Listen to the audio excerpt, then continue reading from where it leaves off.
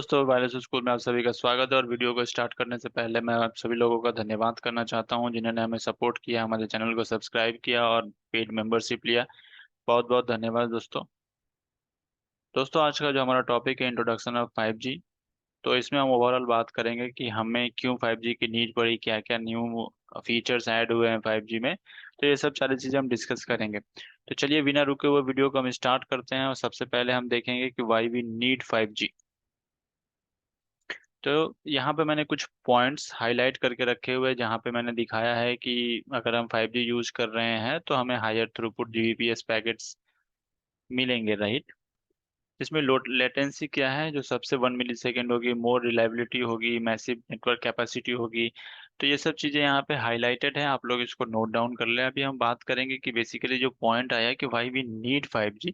तो मैं सबसे पहले आपको एक्सप्लेन करूं कि जो लोग एलटीई के बारे में थोड़ा सा भी नॉलेज रखते हैं उन्हें पता होगा कि एलटीई जो है हमारा वो 5CA सपोर्ट करता है। मतलब 5 कैरियर एग्रीगेशन कह सकते हैं कि 5 सेल हम ऐड कर सकते हैं और each cell will support 150 Mbps in 2x2। तो अगर हम 5 सेल्स को ऐड करते हैं तो वो 750 Mbps स्पीड आता है इन 2x2 मोड, राइट। अगर 4x4 करते हैं तो it will cross over 1 Gbps।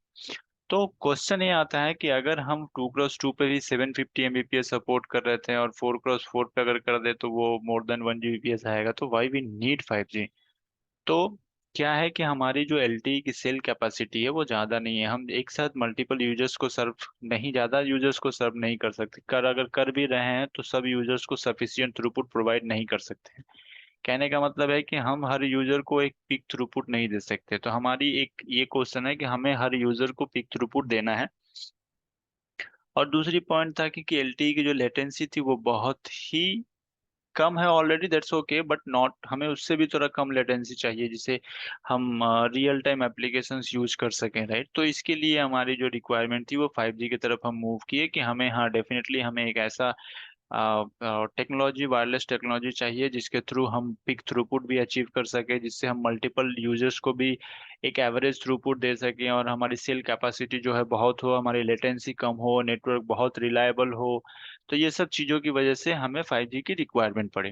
तो डेफिनेटली अगर आपसे कोई इंटरव्यू में पूछता है कि वाई वी नीड 5G या what is the need of 5G, तो आपको डेफिनेटली ये सब पॉइंट्स उसने बताना है और ये सब चीज़ें आप उसको इजीली एक्सप्लेन कर सकते हैं। यहाँ पे हम सब एडवांटेज में ये भी दिखा सकते हैं कि 5G जो है वर्चुअल नेटवर्क सपोर्ट करता है, ठीक है। और हम ये दिखा सकते हैं कि हम बीम फॉर्मिंग भी सपोर्ट करते हैं इन 5G में। तो बीम फॉर्मिंग अगर मैं तुम्हें समझाऊं तो मान लो सिंपल सा ये समझा सकता हूँ मैं कि ये टावर है एलटीई का। मान लो कि ये एलटीई का टावर है, राइट। तो इसमें क्या होता है कि जब हम पहले ट्रांसमिट करते थे सिग्नल्स, राइट, तो एक कंसीडर करो कि एक सर्कुलर फॉर्म में ट्रांसमिट हो रहा था, राइट। तो ये सर्कुलर फॉर्म में जब ट्रांसमिट हो रहा था तो जहाँ पे यूवी है वहां तक तो जा रहा था, यहाँ पे इस पोर्शन में मान लो कि यूवी नहीं है, इस पोर्शन में कोई यूवी नहीं है। तो यहाँ पे क्या, हमारा सिग्नल जो है वेस्ट हो गया, राइट। हमें इसकी जरूरत ही नहीं पड़ी, ये सिग्नल हमारा फेड हो गया, हम यहाँ पे सर्व नहीं कर सकते। दैट मीन्स क्या है कि हम अपने सिग्नल को एफिशिएंट वे में यूज नहीं कर पा रहे, राइट। तो इसके लिए हमने क्या किया कि हमने एक ऐसी टेक्नोलॉजी लाई जिसमें हम क्या करेंगे कि हमारे यहाँ जो से एंटीनास हैं उसमें क्या करेंगे कि हमारे जो मल्टीपल यूवीज हैं, इस मल्टीपल यूवीज जिधर रहेंगे हम वहीं पे बीम क्रिएट करेंगे, राइट। जहां हमारे यूवी हैं वहीं पे बीम क्रिएट करेंगे। तो इससे क्या होगा कि हमारे यूवी सर्व हो गए, अब इस एरिया में हमारा कोई सिग्नल नहीं है, राइट। तो इससे क्या होगा कि हम जितनी सिग्नल ट्रांसमिट कर रहे हैं उसको एफिशिएंट वे में यूज कर सकते हैं। तो इसको बोलते हैं बीम फॉर्मिंग। हम बीम फॉर्मिंग के बारे में आगे भी क्लासेस में पढ़ेंगे, बट अभी के लिए आप लोग समझ के रखिए, बहुत ही सिंपल एक वे में समझाया कि बीम फॉर्मिंग क्या है, ठीक है। यहाँ पे एक और पॉइंट हमने ऐड किया कि usage of 5G makes the UV battery power consumption very low. तो इसमें क्या है कि हम ये सब कह सकते हैं कि डेफिनेटली हमने पावर कंजम्पशन जो है वो कम कर दिया। बट मैं आपको बताऊं कि अगर आपका थ्रूपुट इंक्रीज हो रहा है, राइट, तो डेफिनेटली आपकी बैटरी कंजम्पशन भी बढ़ेंगी। हाँ, वी कैन से दैट कि we are working on to limit the power. हम ऐसे कर रहे हैं कि हम पावर कंजम्पशन को डिक्रीज कर देंगे, राइट। मतलब हम उस पे कुछ फीचर्स आ रहे होंगे या उस पे कुछ नए नए टेक्नोलॉजी वे ऐड कर रहे हैं कि जिससे हम बैटरी पावर कंजम्पशंस को रिड्यूस किया जाए। जैसे हमारे एलटी में CDR एक्सा, all those things we will carry forward in NR as well. तो ये सब चीजें हैं जो हमें मोटिवेट की कि हमें वायरलेस टेक्नोलॉजी पे जाना चाहिए, राइट। अब आगे हम बात करेंगे 5G के एप्लीकेशंस क्या क्या हैं। तो अगर आप देखें कि 5G के जो एप्लीकेशंस हैं, मेनली मैंने यहाँ पे, तो अगर आप देखेंगे कि 5G एप्लीकेशंस में यहाँ पे EMBB लिखा हुआ है, URLLC लिखा हुआ है, MMTC लिखा हुआ है। तो और ये URLLCC, EMBB और MMTC है क्या? तो इनको चलिए हम समझते हैं। तो सबसे पहले अगर हम EMBB की बात करें तो इसको हम कहते हैं enhance mobile broadband. Enhance mobile broadband कहने का मतलब है कि अगर मान लीजिए आपके पास एक ब्रॉडबैंड था, तो इस ब्रॉडबैंड के थ्रू आप क्या करें, अपने घर में एक ब्रॉडबैंड लगा लिया। ये ब्रॉडबैंड क्या कर रहा है, चार एंटेनाज हैं, ये आपको सर्व कर रहा है, राइट। आप एक यूजर हो, आपको वो सर्व कर रहा है। मान लीजिए कि आपका लैपटॉप इसके साथ कनेक्ट है, ठीक है। अब आपका ये एक मोबाइल भी है जो भी इसके साथ कनेक्ट है, राइट। तो ये ब्रॉडबैंड क्या कर रहा है कि एक लिमिटेड है, इसके पास भी LTE में ज्यादा थ्रूपुट नहीं था, राइट। तो इसे क्या कर सकता है कि इसमें क्या सकता है कि आप यूजर सर्व तो कर सकते हो, but not more users, you can't serve more users. अगर आप 4 यूजर से ज्यादा सर्व करोगे तो सबको एवरेज थ्रूपुट से नहीं मिलेगा, it will drop down. But in 5G में क्या कर सकते हैं हम, अगर EMBB यूज करें तो यही इसी के थ्रू हम मल्टीपल यूजर्स को सर्व कर सकते हैं विद पीक थ्रूपुट। तो इसको बोलते हैं इनहेंस मोबाइल ब्रॉडबैंड। ये कहाँ यूज होता है, ये बेसिकली हॉटस्पॉट्स पे होता है। हॉटस्पॉट्स इन द सेंस जहाँ पे अगर आप किसी आप शॉपिंग मॉल में हो, जहाँ रेगुलर बहुत सारे लोग 10,000 15,000 लोग आ रहे हैं या उससे भी ज्यादा आ रहे हैं, या रेलवे स्टेशन पे हैं, तो ऐसे केसेस में हम EMBB इंस्टॉल करेंगे, जहां हमारा टारगेट रहेगा कि हम अपने नेटवर्क की कैपेसिटी बढ़ाएं और ज्यादा से ज्यादा यूजर्स को हम थ्रूपुट प्रोवाइड करें।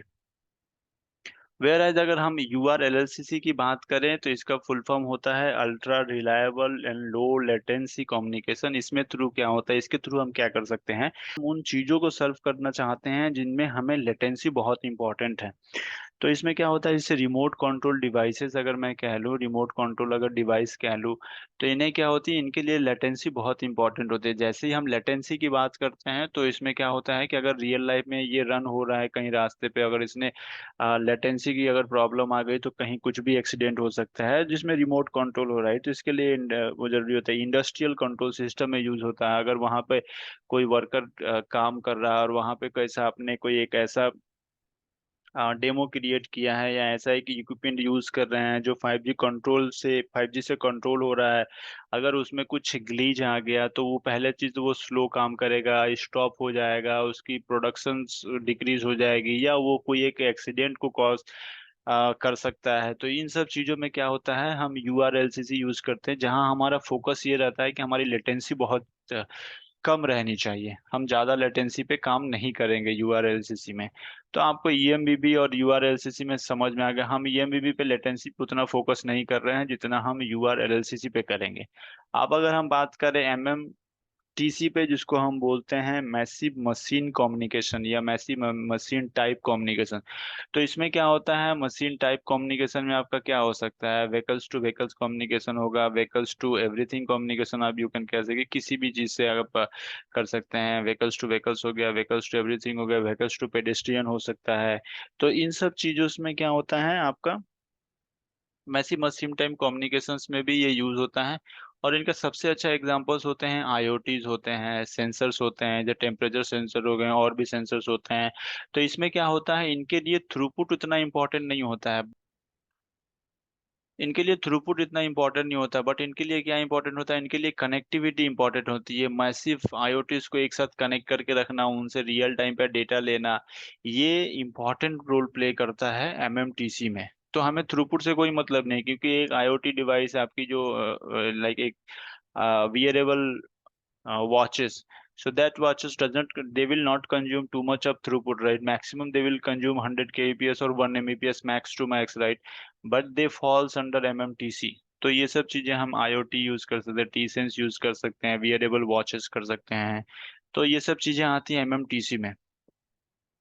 Based on type of application सब करियर स्पेसिंग इज डिसाइडेड। अगर आपको जैसे एप्लीकेशन यूज करेंगे उसके थ्रू हम सब करियर स्पेसिंग चेंज करें। जितनी आपकी सब करियर स्पेसिंग ज्यादा होगी, लेटेंसी उतनी ही कम होती जाएगी, और जिससे हम क्या करते हैं, मैक्सिमम थ्रूपुट भी अचीव कर सकते हैं। तो ये एक लाइन मैंने ऐड कर दिया just for your common understanding, कि आप इस चीज को समझ सकें। मैंने पहले ही पिछले ही स्लाइड में बीम फॉर्मिंग के बारे में आप लोगों को बताया। तो बीम फॉर्म को आप एक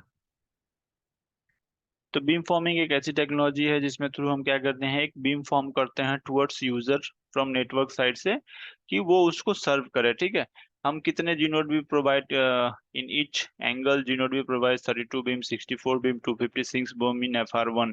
सो these are the number of beams. ये हम बाद में पढ़ेंगे, इसको अभी आप छोड़ दीजिए, दिस इज नॉट इम्पोर्टेंट आपके लिए कि ये 400 मीटर सर्व करे या 800 मीटर, डजन नीड। तब हम यहाँ बात करेंगे बीम फॉर्मिंग का इम्पोर्टेंस क्या है। इन given beam area, if UV has selected a beam, it will have very good radio condition। क्यों? क्योंकि वो बीम हमने क्रिएट किया है किसके लिए, इस यूवी के लिए ही। तो डेफिनेटली इसकी RSRP, RSRQ, SNR वगैरह सब गुड रहेगी, क्योंकि वो बीम जो है डेडिकेटली इसी को सर्व कर रहा है, राइट। तो डेफिनेटली ये हमारे पास एक एडवांटेज है कि जो अगर हमारा यूवी किसी बीम से लैच है तो उसकी RSRP, RSRQ अच्छी रहेगी। और इससे क्या होगा कि हमारी स्पेक्ट्रल एफिशिएंसी बढ़ जाएगी, राइट। शायद पता होगा कि ये 5G जो है 32x32 माइमो सपोर्ट करता है, जो कि बहुत बड़ी एक अचीवमेंट है 5G के लिए, जो कि थ्रूपुट को बहुत ही इनहेंस कर देगा। तो और हम तरह तरह से साइट से, मतलब मल्टीपल्स एंगल्स पे हम बीम ट्रांसमिट कर सकते हैं, मल्टीपल यूजर्स को भी सॉल्व कर सकते हैं हम। जैसे यहाँ पे दिखाया जाता है कि इसको सर्व किया जा रहा है, इसको सर्व कर रहे हैं, यहाँ पे एक डिवाइस है इसको सर्व कर रहे हैं, इसको भी सर्व कर रहे हैं। तो बीम क्रिएट कर रहे हैं। पहले की तरह हम इसको ऐसे ट्रांसमिट नहीं कर रहे हैं, हम अब क्या कर रहे हैं, in the form of beam इसको ट्रांसमिट कर रहे हैं। तो ये एक बहुत बड़ी अचीवमेंट्स है जिसमें हम 5G में एक फीचर है जिसको हम यूज करेंगे। तो इन सब चीजों को आप समझे, बेसिकली हम आगे जब भी बात करेंगे तो ये सब आपसे इंटरव्यू में पूछे जाएंगे, और एटलीस्ट आपके पास बेसिक अंडरस्टैंडिंग होनी चाहिए कि बीम फॉर्मिंग क्या है, हम क्यों बना रहे हैं बीम फॉर्मिंग। तो चलिए अब हम आगे बात करेंगे बेसिक पैरामीटर्स ऑफ 5G।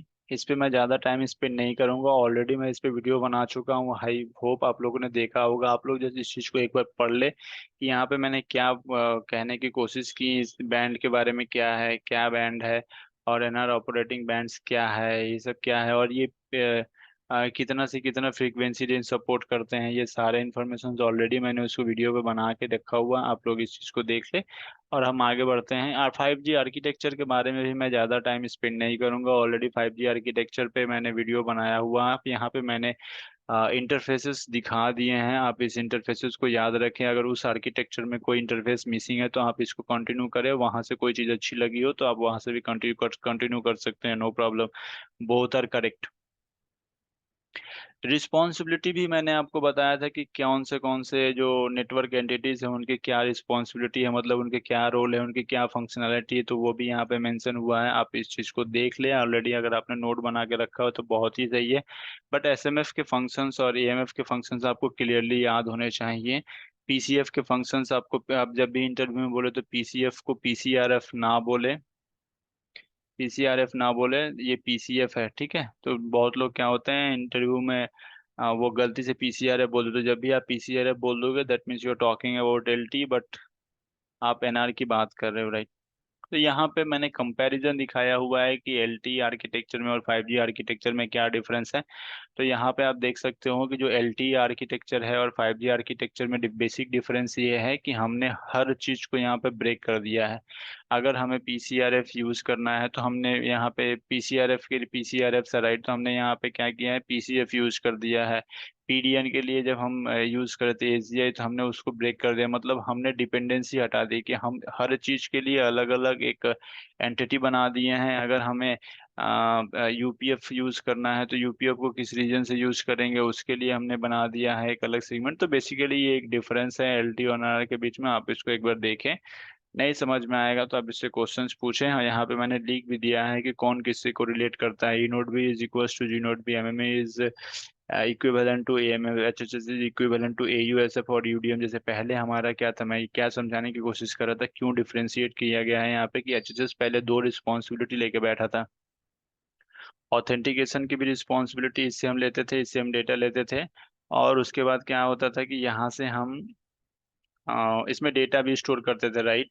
तो ये अब हम यूजर सब्सक्रिप्शन डेटा इसमें देता, अब हमने क्या किया, इसको दो पार्ट में कर दिया, AUSF UDM। AUSF से हम क्या कर देंगे, ऑथेंटिकेशन की लेंगे, और ये UDM में क्या होगा कि हमारा सब्सक्रिप्शन रिलेटेड डेटा स्टोर होगा। तो हमने क्या किया कि हर फंक्शनैलिटी के लिए हमने अलग अलग एक एंटिटी बना दिया है 5G में, जिससे क्या होगा कि हम चीज़ें बहुत फास्ट कर सकते हैं। अगर हम दो चीज़ों के लिए, दो फंक्शनैलिटी के लिए HSS पे डिपेंड है, और यहाँ पे हमने दो चीज़ों को अलग अलग कर दिया, अगर कभी भी जीनोड भी या यूवी कोई भी डिमांड करेगा तो AUSF अलग रिस्पॉन्ड करेगा, UDM अलग रिस्पॉन्ड करेगा। तो इससे क्या होगा कि हमारी नेटवर्क की जो एक्टिविटी है वो ज़्यादा फास्ट होगी एज कम्पेयर टू LTE। तो ये सब एडवांटेजेस हैं LTE से 5G नेटवर्क पे। अब हम बात करेंगे functional block with in 5G network. तो ये सब फंक्शनल ब्लॉक्स हैं, ऑलरेडी आपको पता है, यहाँ पे मैंने मेंशन कर दिया है। ये जस्ट यहाँ पे मैंने ऐड किया है कि क्या क्या इंटरफेसेस अवेलेबल है, ये आपको पता होना चाहिए। क्या है रेफरेंस पॉइंट, क्या है किसके बीच में काम कर रहा है, ये सारा A to Z यहाँ पे लिखा हुआ है। आप इसी को वन बाय वन देख लीजिए, क्योंकि इस पे ज़्यादा मैं टाइम स्पेंड नहीं करूँगा। अगर आप UV टेस्टिंग में जा रहे हैं तो आपसे इस चीज़ के बारे में कोई कुछ नहीं पूछेगा, बट अगर आप रैन टेस्टिंग पे जा रहे हैं तो ये चीज़ें आपको याद होनी चाहिए एकदम 100%। आपसे पूछा जाएगा कि क्या इंटरफेस अवेलेबल होता है दो एंटिटीज के बीच में, किसी भी एंटिटीज को उठा लेंगे, उससे पूछा जाएगा। UV टेस्टिंग वाले इसको थोड़ा नहीं भी याद करेंगे तो चलेंगे, बट रैन टेस्टिंग वाली they should always remember this interference while going for any interview. अब अगर हम न्यूमरोलॉजी की बात करें तो न्यूमरोलॉजी एक बहुत ही एडवांस फीचर है 5G में। तो न्यूमरोलॉजी अगर हम बात करें तो तरह तरह की न्यूमरोलॉजी अवेलेबल है, जिसमें हम यहाँ पे आप ये सब चीज़ें पढ़ लेंगे। मैं आपको ओवरऑल यहाँ समझा देता हूँ कि म्यू जो है वो कितने तरह के, 0 है, 1 है, 2 है, 3 है, 4 है। तो म्यू क्या है, अगर हम इसको बात करें, delta F equals to the power mu into 15 kilo hertz is our base. अगर हम म्यू की वैल्यू 0 रखेंगे, राइट, तो हमारी सबके लिए स्पेसिंग क्या आ रही है, 15 किलो हर्ट्ज। अगर हम 1 रखेंगे तो क्या होगा, 30 हो गया। वैसे ही सिमिलरली 60 किलो हर्ट्ज पे सबके लिए स्पेसिंग आएगी 240 किलो हर्ट्ज पे। तो हमारे से कितने तरह के सबके लिए स्पेसिंग हो गई, 1 2 3 4 5। हमारे पास 5 सबके लिए स्पेसिंग है। तो इसके एडवांटेजेस क्या है, जैसे जैसे आप इसकी सबके लिए स्पेसिंग बढ़ाते जाओगे, सिंबल ड्यूरेशन लेस होते जाएगा, और जैसे ही सिंबल ड्यूरेशन लेस होता जाएगा तो इसमें क्या होगा कि थ्रूपुट इंक्रीज होते जाएगी और लेटेंसी भी डिक्रीज होती जाएगी। तो ये एक इम्पॉर्टेंट फैक्टर है जो कि हमारे पास LTE में अवेलेबल नहीं था। हमारा उसमें सिंबल ड्यूरेशन फिक्स हो गया, हमारी उसमें लेटेंसी बढ़ रही थी ना कम हो रही है। ओवरऑल लेटेंसी कम तो नहीं हो रही थी, बट कभी कभी नेटवर्क इशू की वजह से लेटेंसी हमारी डेफिनेटली इंक्रीज हो जाती थी। तो बट यहाँ पे क्या है कि अगर आपको लेटेंसी ज़्यादा चाहिए तो आप उसको हायर, सबके लिए स्पेसिंग, सॉरी, अगर आपको लेटेंसी कम चाहिए, अगर आपको लो लेटेंसी यूज करना है तो आप 60 किलो हर्ट्ज के लिए जा सकते हो, 120 किलो हर्ट्ज के लिए जा सकते हैं। और यहाँ पे साइक्लिक प्रीफिक्स की बात करें तो 60 किलो हर्ट्ज सबके लिए स्पेसिंग छोड़ के सारे जो हैं वो नॉर्मल साइक्लिक प्रीफिक्स सपोर्ट करते हैं, whereas only 60 kilo hertz जो कैरियर स्पेसिंग है वो नॉर्मल और extended carrier cyclic prefix support करता है। लिखा हुआ है कि higher carrier spacing equals to shorter symbol duration and shorter cyclic prefix. Extended cyclic prefix only standardise for 60 kilo hertz. ठीक है। तो ये सब चीजें ऑलरेडी यहाँ पे मेंशन हुआ है, वो आप इसको देखिएगा, नहीं समझ में आएगा तो हम आपको बाद में पढ़ाएंगे। अब अगर इसी को चीज को अगर मैं रिप्रेजेंट करूँ तो यहाँ पे मैंने क्या दिखाने की कोशिश की है कि पहले क्या हो रहा था, 16, अगर 15 किलो हर्ट्ज, 15 किलो हर्ट्ज सबके स्पेस की बात करें तो यहाँ पे क्या हो रहा था, टोटल जो हो रही थी बैंडविड्थ जो हो रही है 180 किलो हर्ट्ज हो रही थी, जिसमें 12 सब कैरियर्स हो रहे थे। This is example of 15 kilo hertz. यहाँ पे आप देख सकते हैं, this is an example of 0, that is 15 kilo. उसके बाद क्या हो गया कि 12 सब कैरियर्स ही हैं। उसके बाद वो क्या किया कि हमने उसकी बैंडविड्थ जो है 360 किलो हर्ट्ज कर दी। तो 360 किलो हर्ट्ज में क्या हो गया, ये वाले 360 किलो हर्ट्ज हो गई। उसके बाद क्या किया हमने, सब कैरियर्स सेम है, 12 के 12 ही है, बट हमारी जो बैंडविड्थ है वो इंक्रीज होती जा रही है, 720 किलो हर्ट्ज हो गई, ये हो गई। तो इससे क्या होगा कि हमारा सिंबल ड्यूरेशन जो है वो डिक्रीज होता गया। अगर मैं इसको एग्जाम्पल देकर आपको समझाऊं तो यहाँ पे अगर मैं एक 1 मिली सेकेंड का अगर वो बनाऊं, तो 0 1 2 3 4 5 6 7 8 9 10 11 12 13। अगर ये 1 मिली सेकेंड का अगर एक सब फ्रेम है, तो ये सब फ्रेम अगर मान लो 1 मिली सेकेंड का सब फ्रेम है, अगर इसको ट्रांसमिट होने में 1 मिली सेकेंड लग रहा है, राइट, अगर ये 15 kHz कैरियर सब कैरियर स्पेसिंग का है, अगर इसी को मैं 30 kHz सब कैरियर स्पेसिंग में कर दूं, तो ये क्या हो जाएगा कि ऐसे दो सब फ्रेम जो है मिल जाएंगे। ऐसे जो सब फ्रेम 1 मिली सेकेंड में क्या हो जाएगा, दो सब फ्रेम ऐड हो जाएगा, 0.5 मिली सेकेंड, 0.5 मिली सेकेंड। तो 0.5 मिली सेकेंड में यहाँ पे 13 सिंबल, यहाँ से यहाँ तक आ गए कितने सिंबल, 13 दूनी 26। तो 0 टू अगर हम 25 करें, राइट, तो ये हो जाएगा तुम्हारा टोटल 26, सॉरी 26 अगर हम करें, सॉरी 27 आएगा। 0 टू 27 अगर हम करें तो मीन्स का 28 सिंबल्स हो गए, तो ये 28 सिंबल्स अब कितने मिली सेकेंड में चले जाएंगे, 1 मिली सेकेंड में। पहले 1 मिली सेकेंड में कितने सिंबल जा रहे थे, पहले 1 मिली सेकेंड में तुम्हारा जा रहे थे 14 सिंबल्स, अब यहाँ 1 मिली सेकेंड में कितने सिंबल जा रहे हैं, 28 सिंबल्स। वैसे ही आपका 56 हो जाएगा, 8 सिंबल्स हो गए, उसके बाद क्या होगा कि 56 सिंबल्स हो गए। तो ये सारे अब 1 मिली सेकेंड में ट्रांसमिट हो रहे हैं। इसका मतलब क्या होगा कि अब हम 1 मिली सेकेंड में ज्यादा नंबर ऑफ सिंबल्स ट्रांसमिट कर रहे हैं, और ये सिंबल्स क्या होती है, नंबर ऑफ बिट्स कैरी करेंगे। तो क्वाइम के अकॉर्डिंग ये बिट्स बढ़ते जाएंगे, इसका मतलब थ्रूपुट बढ़ जाएगा। तो ये हमारी न्यूमरोलॉजी, अगर आप इसको प्लॉट करके देखेंगे तो ये इजीली समझ में आएगा। किसी को ना समझ में आए तो आप हमसे पूछ सकते हैं, हम आपको वापस से समझाएंगे इस चीज को। जी, नैस अटैच प्रोसीजर पे मैंने ऑलरेडी एक वीडियो बनाया हुआ है, ठीक है, आप उस चीज को देखें, आपको क्लियरली समझ में आ जाएगा। तो आज मैं उसको कवर नहीं कर रहा हूँ। कि यहाँ पे एक्सप्लेन किया गया है कि वेयर नैस में क्या होता है कि एलटी एक मास्टर सेल होती है, और एनआर जो है सेकेंडरी सेल है, उससे सेकेंडरी सेल होती है, उसको हम स्लेव सेल भी बोलते हैं। तो एलटी जो होता है एंकर होता है। जैसे यहाँ पे हमारा जो एलटी है, तो इसमें एलटी कहने का मतलब होता है इवॉल्व एलटी, ओनली एलटी नहीं, मतलब हम उसने उसको कुछ मॉडिफाई किया है, that it has become evolve LT. तो वो सपोर्ट करेगा, नॉर्मल एलटी नेटवर्क सपोर्ट नहीं करता है 5G एनआर का एडिशन एनएसए को, तो उसमें हमें कुछ चेंजेस करने पड़ते हैं। यहाँ भी सेम है। तो ये सब चीजें आप इसको देखें, इजीली समझ में आएगा। प्रोसीजर फॉर एनएसए अटैच, यहाँ पे कुछ एक्सप्लेनेशन दिया हुआ है, आप इसको देखें। यूवी का क्या रोल है एनएसए अटैच में, वो भी आप देख सकते हैं। कैसे पता चलता है कि यूवी जो है या नेटवर्क जो है वो सपोर्ट कर रहा है कि नहीं, ठीक है। दोनों साइड से कैसे पता चलता है कि they will support NSA mode और नॉट। तो यहाँ पे मैंने वो चीज़ें एक्सप्लेन की है, आप इसको पढ़ें, और इसको आपको नहीं समझ में आए, इजीली समझ में आएगा, क्योंकि इसके बाद के जो वीडियोस होते हैं इसमें हम डीसीएनआर बीट के बारे में या एमआरडीसी कैपेबिलिटी के बारे में बात नहीं करेंगे। और ये SIB2 attach request UE capability info RRC reconfiguration, ये सारे इंफॉर्मेशंस हैं जो कि इंफॉर्मेशंस एलिमेंट दिया हुआ है जो इम्पोर्टेंट है। एटलीस्ट अभी के लिए इसके बारे में भी हम डीप एनालिसिस आगे करेंगे। तो अभी के लिए इंट्रोडक्टरी क्लास के लिए ओवरऑल मैं पिक्चर दे रहा था कि हम क्या पढ़ने वाले हैं और क्या क्या चीज़ें पढ़ेंगे। हम इससे भी ज़्यादा रिलेटेड टॉपिक्स पढ़ेंगे जो कि आजकल मोस्टली इंटरव्यू में पूछे जा रहे हैं। सिमिलरली हमने एनएसए देखा, अगर हम इसी को ऐसे देखेंगे तो ये एसएसबी ब्लॉक है। एसएसबी ब्लॉक के बारे में भी ऑलरेडी एक सेपरेट वीडियो मैं बनाऊंगा। तो ये रहा आज का ओवरऑल इंट्रोडक्टरी क्लास। आप लोगों को ओवरऑल समझ में आ गया कि हमें पढ़ना क्या है, हम क्यों 5G की तरफ आए, क्या क्या चीज़ें जो हमें बहुत ध्यान रखनी है। तो इसके बाद का जो वीडियो बनाऊंगा मैं वो MIB SIB पे, जो कि मैं अपलोड कर दूंगा। इसको वीडियो देखने के बाद तो ऑलवेज सीक्वेंस वाइज में वीडियो अपलोड करूंगा, आप लोग उसको सीक्वेंस वाइज ही देखें ताकि आपको चीज़ें 1 बाय 1 समझ में आती रही। ऐसा नहीं कि आपने आज इंट्रोडक्टरी क्लास देखा और कल आप हैंड ओवर पढ़ रहे हैं, तो ऐसे क्या होगा, आपको चीज़ें समझ में प्रॉब्लम होगी। अगर 1 बाय 1 आप चलेंगे तो आपका माइंड जो है उस चीज़ को समझता चला जाएगा, और आपके लिए भी इजी होगा उस चीज को इंटरव्यूअर को समझाने में। वीडियो को अंत तक बने रहने के लिए बहुत बहुत धन्यवाद दोस्तों।